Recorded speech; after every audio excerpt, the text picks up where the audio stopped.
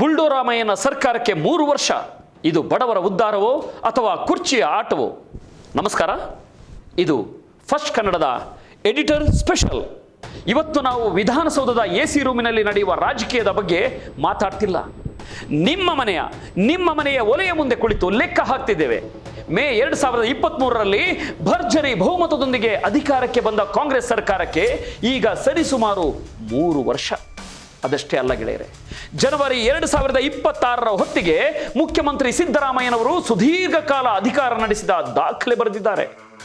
ಈ ದಾಖಲೆಯ ಜತೆಗೆ ಉತ್ತರ ಪ್ರದೇಶದ ಯೋಗಿ ಆದಿತ್ಯನಾಥ್ ಅನ್ನೋ ಬುಲ್ಡೋಸರ್ ಬಾಬಾನ ದೆವ್ವವನ್ನು ಕೂಡ ಆಹ್ವಾನಿಸಿಕೊಂಡಿದ್ದಾರೆ. ಸಿದ್ದರಾಮಯ್ಯ ಅನ್ನೋ ಸಮಾಜವಾದಿಯ ಆಡಳಿತದಲ್ಲಿ ಬಡವರ ಮನೆಯ ಮೇಲೆ ಬುಲ್ಡೋಸರ್ಗಳು ಹರಿಯುತ್ತಿವೆ.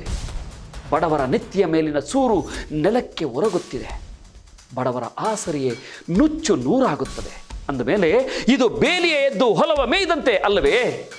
ಕೋಗಿಲು ಲೇಔಟ್ನಲ್ಲಿ ಬದುಕುತ್ತಿದ್ದ ಜನಗಳ ಆಸರೆಯ ಮೇಲೆ ಬುಲ್ಡೋಸರ್ ಹರಿಯಲು ಬಿಟ್ಟಾಗ ಸಿದ್ದರಾಮಯ್ಯನಾಗಿರದೆ ಬುಲ್ಡೋರಾಮಯ್ಯ ಆಗಿರುವುದೇ ಲೇಸು ಅಲ್ವೇ?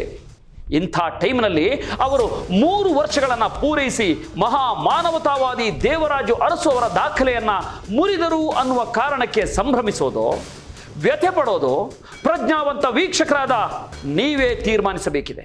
ಈಗ ಹೇಳಿ, ಈ 3 ವರ್ಷಗಳಲ್ಲಿ ನಿಮ್ಮ ಬದುಕಿನಲ್ಲಿ ಹಾಲಿನ ಹೊಳೆ ಹರಿದಿದೆಯಾ ಅಥವಾ ಬರೀ ಭರವಸೆಗಳ ಅಲೆಯಷ್ಟೇ ಇದೆಯಾ?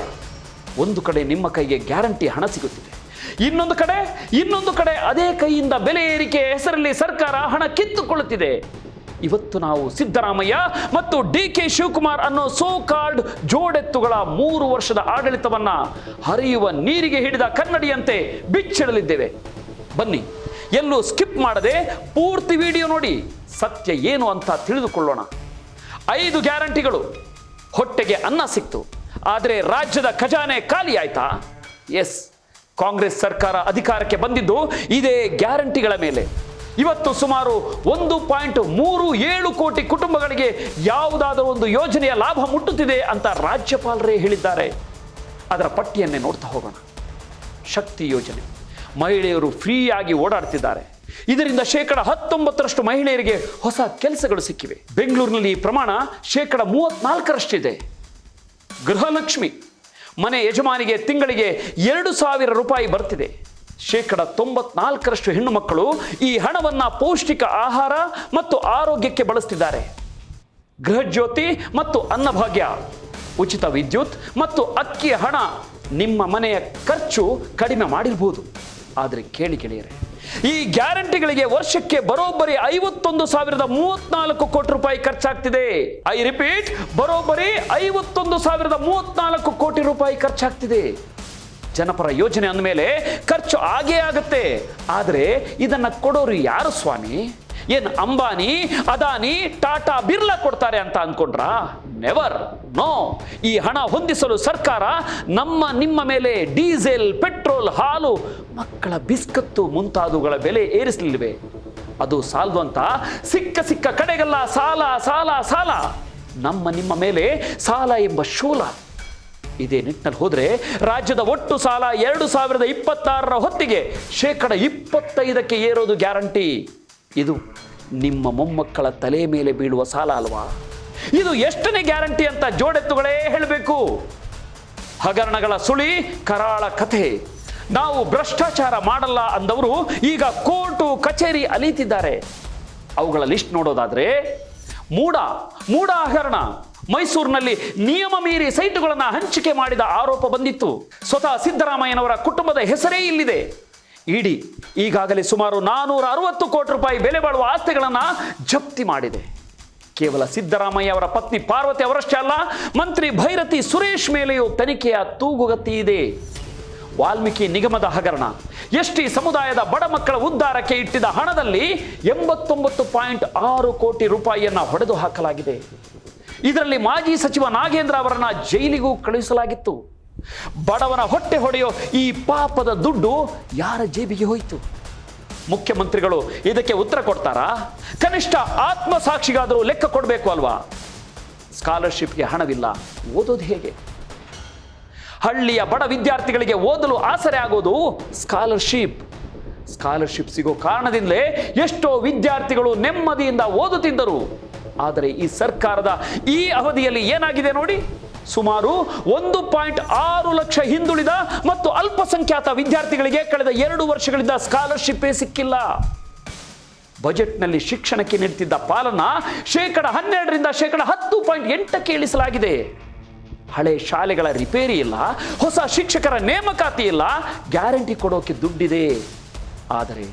ಆದರೆ ದೇಶದ ಭವಿಷ್ಯ ಕಟ್ಟೋ ಮಕ್ಕಳಿಗೆ ಕೊಡೋಕೆ ದುಡ್ಡಿಲ್ಲ ಅಂದ್ರೆ ಇದು ಯಾವ ನ್ಯಾಯ ಸ್ವಾಮಿ? ನಮ್ಮ ತೆರಿಗೆ ನಮ್ಮ ಹಕ್ಕು, ನಿಜವೇ. ಸಿದ್ದರಾಮಯ್ಯನವರು ಯಾವಾಗಲೂ ಹೇಳೋದು ಒಂದೇ, ಕೇಂದ್ರ ಸರ್ಕಾರ ನಮಗೆ ಅನ್ಯಾಯ ಮಾಡ್ತಿದೆ, ಕೇಂದ್ರ ಸರ್ಕಾರ ನಮಗೆ ಅನ್ಯಾಯ ಮಾಡ್ತಿದೆ ಅಂತ. ಕರ್ನಾಟಕ ಕೇಂದ್ರಕ್ಕೆ ನೀಡುವ ಪ್ರತಿ 1 ರೂಪಾಯಿ ತೆರಿಗೆಗೆ ವಾಪಸ್ ಸಿಗೋದು ಕೇವಲ 15 ಪೈಸೆ ಮಾತ್ರ. ಕಳೆದ 5 ವರ್ಷಗಳಲ್ಲಿ ನಮಗೆ ಬರಬೇಕಾದ 80,000 ಕೋಟಿ ರೂಪಾಯಿ ಹಣ ಕೈತಪ್ಪಿದೆ ಅಂತ ಮುಖ್ಯಮಂತ್ರಿಗಳು ವಾದಿಸ್ತಿದ್ದಾರೆ.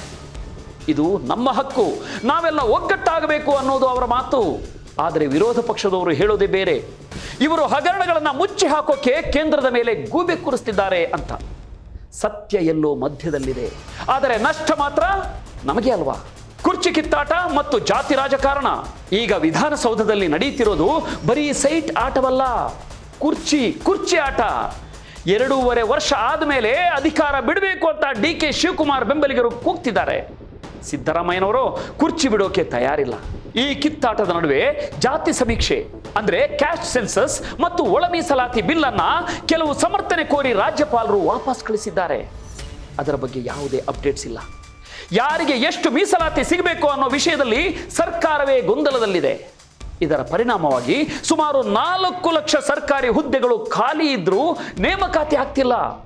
ಪಾಪ 3-4 ದಶಕಗಳಿಂದ ಒಳ ಮೀಸಲಾತಿಗಾಗಿ ಚಾತಕ ಪಕ್ಷಿಗಳಂತೆ ಕಾಯುತ್ತಿರುವ ಸಮುದಾಯದ ನೋವು ಈ ಬುಲ್ಡೋ ರಾಮಯ್ಯನವರಿಗೆ ಅರ್ಥವಾಗಿಲ್ಲ.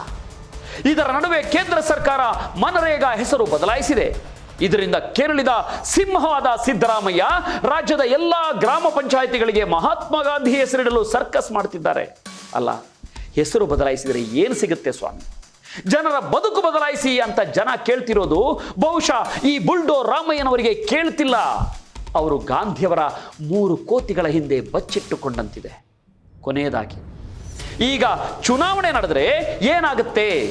ಇತ್ತೀಚಿನ ಸಮೀಕ್ಷೆಗಳು ಒಂದು ಶಾಕಿಂಗ್ ನ್ಯೂಸ್ ಕೊಟ್ಟಿವೆ. ಪೀಪಲ್ಸ್ ಪಲ್ಸ್ ಸಮೀಕ್ಷೆ ಪ್ರಕಾರ ಈಗ ಚುನಾವಣೆ ನಡೆದರೆ ಬಿಜೆಪಿ ಜೆಡಿಎಸ್ ಮೈತ್ರಿಗೆ ಸುಮಾರು 145 ಸ್ಥಾನ ಸಿಗಬಹುದಂತೆ. ಕಾಂಗ್ರೆಸ್ಗೆ ಕೇವಲ 69 ಸೀಟ್ ಬರಬಹುದು ಅಂತ ಅಂದಾಜಿಸಲಾಗಿದೆ. ಜನರು ಗ್ಯಾರಂಟಿ ಹಣ ತಗೊಳ್ತಿದ್ದಾರೆ.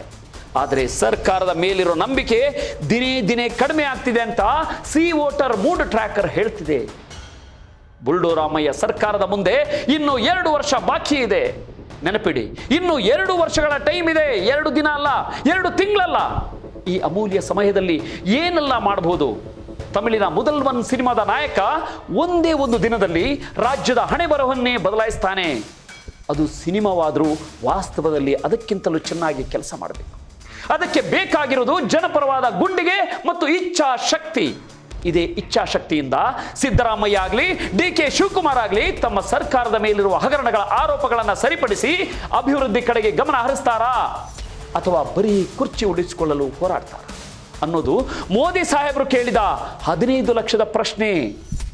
ಫ್ರೆಂಡ್ಸ್, ಈ ವಿಡಿಯೋ ನಿಮಗೆ ಇಷ್ಟವಾದರೆ ಶೇರ್ ಮಾಡಿ. ಹಳ್ಳಿಯ ಪ್ರತಿಯೊಬ್ಬರಿಗೂ ಸರ್ಕಾರದ ಲೆಕ್ಕಾಚಾರ ತಿಳಿಯಲಿ. ಕರ್ನಾಟಕ ಮತ್ತೊಮ್ಮೆ ಕೋಮುವಾದಿಗಳ ಕೈಗೆ ಸಿಕ್ಕು ನರಳದಂತಾಗಲಿ. ಇದೇ ನಮ್ಮ ಆಶಯ. ನೋಡ್ತಾ ಇರಿ ಫಸ್ಟ್ ಕನ್ನಡ. ಆಗೋದೆಲ್ಲ ಒಳ್ಳೆಯದಕ್ಕೆ. ನಮಸ್ಕಾರ.